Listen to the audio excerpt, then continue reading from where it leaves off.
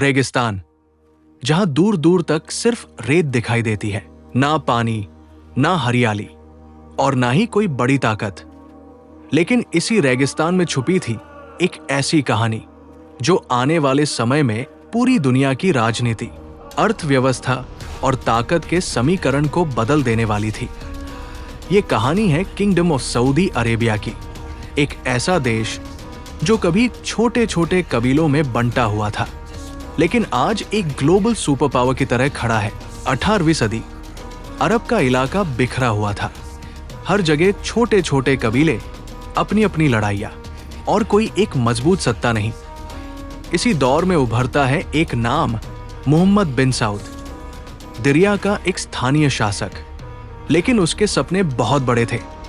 वो सिर्फ एक इलाके का नेता नहीं बनना चाहता था, वो एक राज्य बनाना चाहता था, एक ऐसा राज्य जो एक विचारधारा पर टिका हो। और तभी उसकी मुलाकात होती है एक धार्मिक सुधारक से, मोहम्मद IBN अब्द अल वहाब। ये मुलाकात इतिहास बदल देती है। ये सिर्फ एक अलायंस नहीं था, ये आइडियोलॉजी और पावर का फ्यूजन था। एक तरफ तलवार, दूसरी तरफ विचारधारा।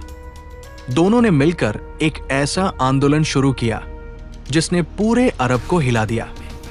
धीरे धीरे उन्होंने अपने प्रभाव को बढ़ाया, कबीले जुड़ते गए, विरोध भी हुआ, लेकिन उनका विस्तार रुक नहीं पाया। ये था पहला सऊदी राज्य, एक ऐसी नींव जिस पर आने वाले 300 साल की कहानी खड़ी होने वाली थी। लेकिन हर उभार के साथ गिरावट भी आती है।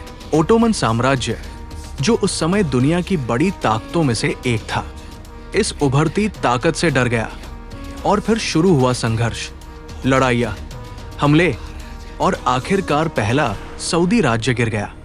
लेकिन कहानी यही खत्म नहीं हुई, क्योंकि विचारधारा जिंदा थी और उसी के साथ जिंदा था सत्ता का सपना। समय आगे बढ़ता है।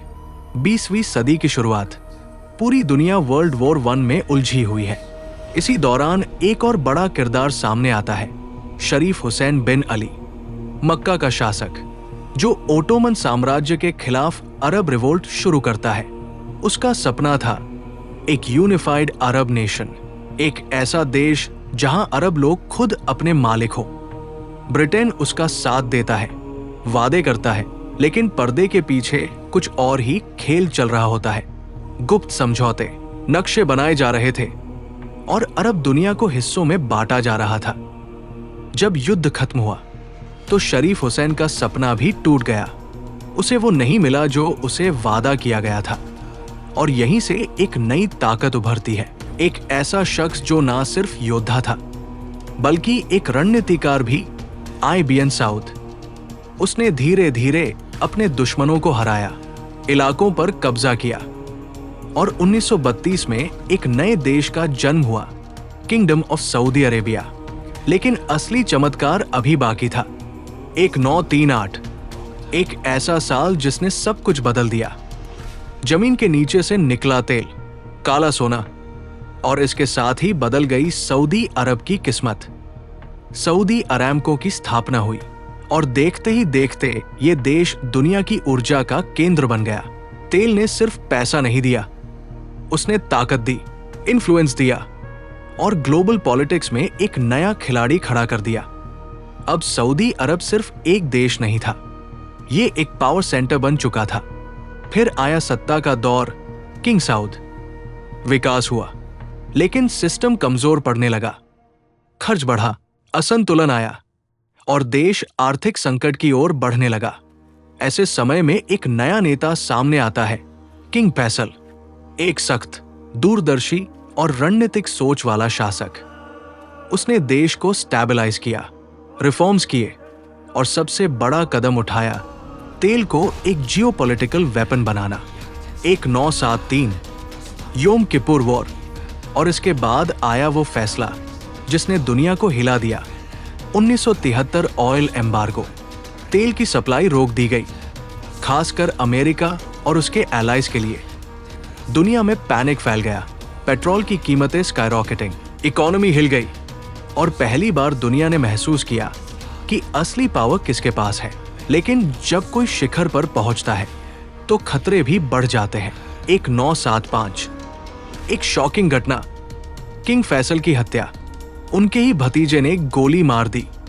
ये सिर्फ एक असैसिनेशन नहीं था, ये एक युग का अंत था। एक ऐसा नेता जिसने देश को ग्लोबल स्टेज पर पहुंचाया, अचानक खत्म हो गया। इसके बाद सऊदी अरब ने खुद को फिर से संभाला, मॉडर्नाइजेशन जारी रहा और आज ये देश विजन 2030 के जरिए अपनी पहचान बदलने की कोशिश कर रहा है। तेल से आगे बढ़कर टेक्नोलॉजी, टूरिज्म और ग्लोबल इन्वेस्टमेंट की तरफ बढ़ रहा है। लेकिन सवाल आज भी वही है, क्या सऊदी अरब अपनी तेल पर निर्भरता से पूरी तरह बाहर निकल पाएगा?